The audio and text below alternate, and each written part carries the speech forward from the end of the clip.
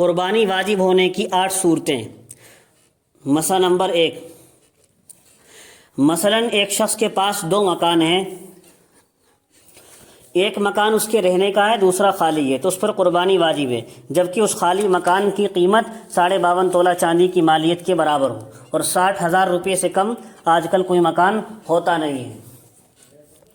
مسئلہ نمبر 2، ایک مکان میں تو مثلاً خود رہتا ہے اور دوسرا مکان کرائے پر دے رکھا ہے، تو اس پر بھی قربانی واجب ہے، لیکن اگر اس کا ذریعہ معاش یہی مکان کا کرایہ ہے تو پھر یہ کرایہ والا مکان بھی اس کی ضروریات زندگی میں شمار ہوگا اور اس پر قربانی کرنا واجب نہیں ہوگا۔ مسئلہ نمبر 3، مثلاً کسی کے پاس 2 گاڑیاں ہیں، ایک عام استعمال کی ہے اور دوسری زائد کھڑی ہے، تو اس پر بھی قربانی واجب ہے۔ مسئلہ نمبر 4، اگر کوئی آدمی مقروض ہے اور اس کے پاس کچھ مال بھی ہے،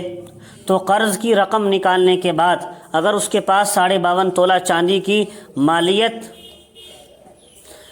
یعنی 60,000 روپے اس کے پاس بچتے ہوں یا 60,000 روپے کی قیمت کا سامان بچتا ہو تو اس پر بھی قربانی واجب ہے۔ مسئلہ نمبر 5، اگر کسی کے پاس پلاٹ ہے تو اگر اس کے پلاٹ کی قیمت 52.5 تولہ چاندی کی مالیت کے برابر ہو تو اس پر بھی قربانی واجب ہے، اور 60,000 روپے سے کم کا تو کوئی پلاٹ آتا ہی نہیں آج کل۔ مسئلہ نمبر 6، عورت کا نقد مہر اگر اتنی مالیت کا ہے تو اس پر بھی قربانی واجب ہے،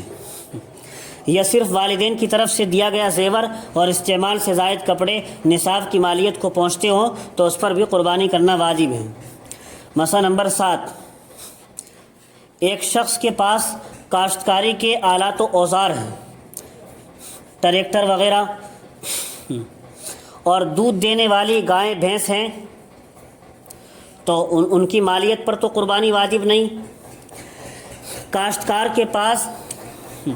جو کاشتکاری کے اوزار ہیں، چاہے وہ ٹریکٹر کتنے بھی روپیے کا ہے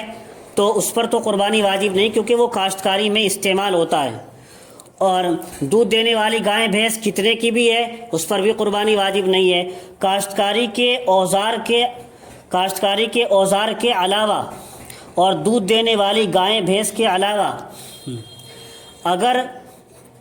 آدمی کے پاس اوزار اور مشینیں اتنے کی ہیں کہ